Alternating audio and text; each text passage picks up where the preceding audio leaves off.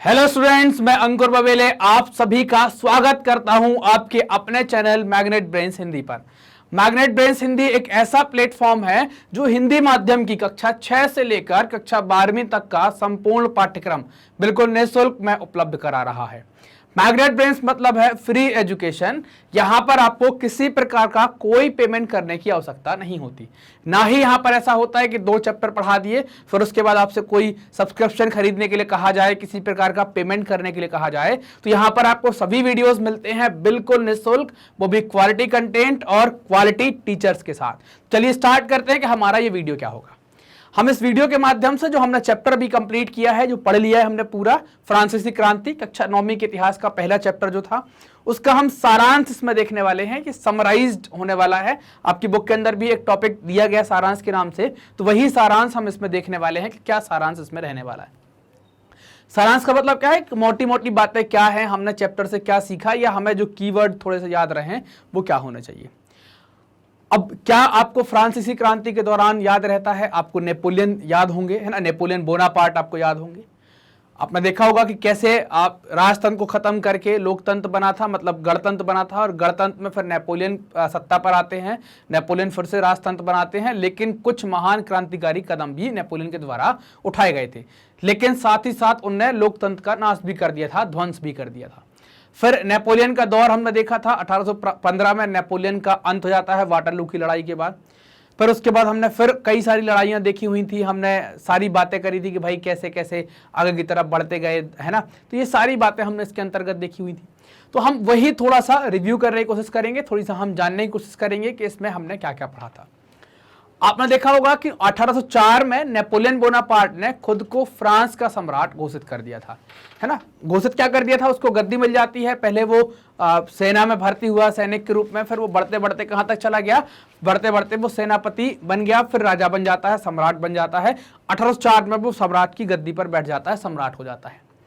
और उसने क्या किया, सम्राट बनने के साथ ही यूरोपीय देशों को जीतना, है ना, उनकी विजय यात्रा स्टार्ट कर दी, जिससे जो पुराने राजतंत्र थे उनको खत्म कर दिया, उनको समाप्त कर दिया, और एक नया राज्य अपना खुद का एक साम्राज्य बनाया, जिसको फ्रांस का साम्राज्य या नेपोलियन का साम्राज्य कहे। नेपोलियन ने इस टाइम पर एक कानून भी निकाला था, इसको नेपोलियन संहिता के नाम से भी जानते थे। समानता जैसी बातें भी इसके अंतर्गत की गई थी। और नेपोलियन बोनापार्ट को या नेपोलियन को यूरोप के आधुनिकीकरण का अग्रदूत कहा जाता है। अग्रदूत मतलब ये पहला व्यक्ति था जिसने मॉडिफिकेशन या आधुनिकीकरण, मॉडर्नाइजेशन को अपनाना स्टार्ट कर दिया था इसने। तो इसको इस कारण से इनका आधुनिकीकरण का अग्रदूत मतलब पहला व्यक्ति है, या अगुआ लोग हैं जिनके द्वारा ये परिवर्तन करने की कोशिश की गई, आधुनिकीकरण करने की कोशिश की गई। इसके द्वारा कुछ कानून बनाए गए थे, जैसे निजी संपत्ति की सुरक्षा और नाप तौल की एक समान प्रणाली इसके द्वारा चलाई गई थी।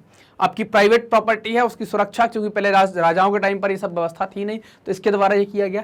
साथ ही साथ आप देखेंगे फ्रांस के अंदर अब अलग अलग गणराज्य थे, सब जगह पर नापतोल की प्रणाली अलग थी। तो इसने क्या कर दिया, मापतोल की एक ही प्रणाली यहाँ पर चला दी, ताकि व्यापारियों को दिक्कत ना आए, खरीदने वाले को दिक्कत ना आए, और टैक्स देने में भी परेशानी ना हो, कैलकुलेशन ना करना पड़े। क्योंकि आपका ज्यादातर समय अगर आप घूमने वाले व्यापारी हैं और एक देश से दूसरे देश जाते हैं, चूंकि वो सब फ्रांस के अंतर्गत ही आते थे, है ना, तो या नेपोलियन के साम्राज्य के अंतर्गत ही आते थे, तो वहां पर परेशानी ये होती थी कि हर बार चीज बदल जा रही थी। हमने देखा था मीटर की साइज कहीं ज्यादा कहीं कम, तो इससे समय, कैलकुलेशन और व्यापार में नुकसान हुआ करता था, है ना, पेचीदा होता था मामला। नेपोलियन ने शुरू में जिन इलाकों पर अटैक किया, जिन साम्राज्य को अपने या जिन भूभाग को अपने इलाके में मिलाया, जिन साम्राज्य को अपने इलाके में मिलाया, वहां के लोग शुरू में ये समझ रहे थे कि नेपोलियन हमें स्वतंत्रता दिलाने के लिए आया है, मतलब हमारा मुक्तिदाता है। लेकिन कुछ दिन बाद उनको समझ में आया, या वो लोग नेपोलियन की सेना को हमलावर के रूप में जानने लगे। और आप देखेंगे 1815 में नेपोलियन बोनापार्ट वाटरलू की लड़ाई के अंदर क्या होता है, मर जाता है, या लड़ाई वो हार जाता है यहाँ पर, है ना। तो आप देखें ये है नेपोलियन, फोटो आप देख पा रहे होंगे, नेपोलियन बोनापार्ट है, महानतम सम्राटों में से एक, है ना। नेपोलियन को महानतम सम्राटों में से एक कहा गया है। नेपोलियन ने जो अपने सुधार किए थे ना, नेपोलियन के द्वारा जो सुधार किए गए क्रांतिकारी सुधार बड़े बड़े, वो सुधार कब सामने आए, नेपोलियन की मृत्यु के बाद यूरोप भर में फैले। उसने यूरोप में जगह जगह पर कब्जा किया, साम्राज्य बनाया, उसके जो सुधार किए गए वो उस साम्राज्य में तब सामने आए जब वो मर जाता है, उसकी डेथ हो जाती है, उसके बाद चीजें सामने आती हैं। फ्रांसीसी क्रांति जो हुई है उस क्रांति की सबसे महत्वपूर्ण विरासत या सबसे महत्वपूर्ण बात यह है स्वतंत्रता और जन्मसिद्ध अधिकार, है ना। ये किसके द्वारा दिए गए हैं? आपको फ्रांसीसी क्रांति के द्वारा मिले हैं।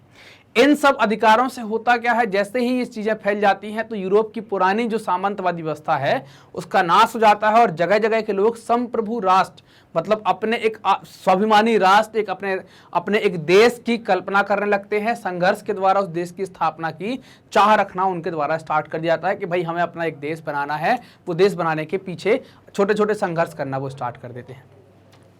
दासता से जो मुक्ति के विचार हैं उनको भी नई परिभाषा मिलती है। कैसे दासता से मुक्ति मिले, इन सब चीजों को धीरे धीरे क्या हो गई, एक नई परिभाषा। दासता से मुक्ति का मतलब क्या है? पहले दासता से मुक्ति का मतलब क्या था? एक होता है बंधुआ मजदूरी, समझते ना कि मालिक एक है। एक में क्या है कि आपको हमेशा गुलाम ही रहना, आप गुलाम की कैटेगरी में रहेंगे, किसी ना किसी की यहाँ नौकरी करेंगे, आप खुद का कुछ नहीं कर पाएंगे, कुछ दूसरा करना चाह रहे। तो ऐसी जो दासता है उससे मुक्त होने की कुछ नई परिभाषाएं भी जारी कर दी गई। भारत के संदर्भ में देखें तो भारत में फ्रांसीसी क्रांति के विचारों का प्रसार ना, फ्रांसीसी क्रांति में जो विचार मिले थे उनका प्रसार टीपू सुल्तान और राजा राम मोहन राय के द्वारा किया गया। राजा राम मोहन राय के बारे में तो ये भी कहते हैं कि उनके पैर में चोट थी, वो लंगड़ा रहे थे, उसके बाद भी वो इन सब बातों को सीखा, यूरोप गए, फ्रांस गए, वहां से सब बातों को देखा, उन्हें समझा और अपने देश के अंदर काफी उन्हें इसका प्रचार प्रसार किया था। तो भारत में भी चूंकि यहाँ से स्वतंत्रता, समानता और बंधुत्व, है ना, तीन चीजें इनसे निकल कर आई थी, फ्रांसीसी क्रांति की देन है। समानता, स्वतंत्रता और बंधुत्व। तो ये सारी बातें टीपू सुल्तान और राजा राम मोहन राय के द्वारा इनको भारत की अलग अलग जगहों पर भी इनका प्रचार प्रसार किया गया।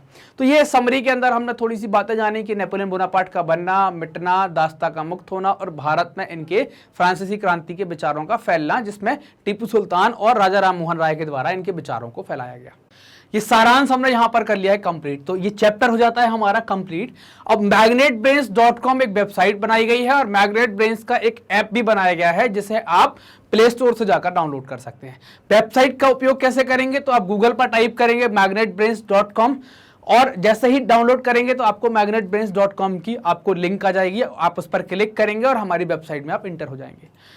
अब बात आती है कि सर ये बनाई क्यों गई है? तो ये बनाई गई है ताकि आप सुविधापूर्वक तरीके से अपने वीडियोस को देख सकें, अपनी पढ़ाई को जारी रख सकें, है ना, सिस्टमैटिक तरीके से पढ़ सकें। इसके लिए मतलब आपकी सुविधा के लिए बनाई गई है।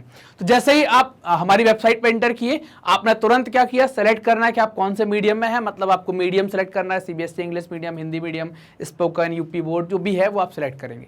सेलेक्ट करने के बाद आपको क्लास सेलेक्ट करना है। जैसे मान लेते हैं कि आपने क्या सेलेक्ट कर लिया कि आपने हिंदी मीडियम सेलेक्ट कर लिया। हिंदी मीडियम के बाद आपको सेलेक्ट करना है कि आपकी क्लास कौन सी है। तो आपने क्लास सेलेक्ट करी कि भाई आप क्लास 9th के हैं, तो आपने क्लास 9 सेलेक्ट कर ली।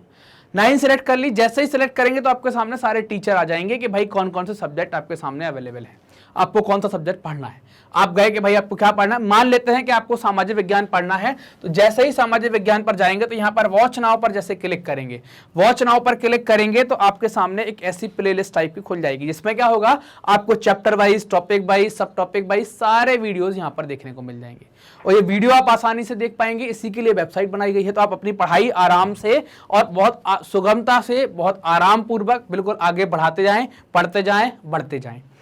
मैग्नेट ब्रेन्स हिंदी माध्यम के विद्यार्थियों को कक्षा 6 से लेकर कक्षा 12वीं तक का संपूर्ण पाठ्यक्रम बिल्कुल निःशुल्क में उपलब्ध करा रहा है। अब ये पाठ्यक्रम, ये वीडियो प्राप्त करने के लिए आपको करना क्या है, आप मैग्नेट ब्रेन्स हिंदी को सब्सक्राइब करें, जो भी वीडियोस आते हैं उनको लाइक करें और अपने दोस्तों में जरूर शेयर करें ताकि सभी लोग इसका फायदा उठा सकें। कमेंट भी जरूर करें और कमेंट कर हमें भी बताएं कि आपको वीडियोस कैसे लग रहे हैं। Thank you.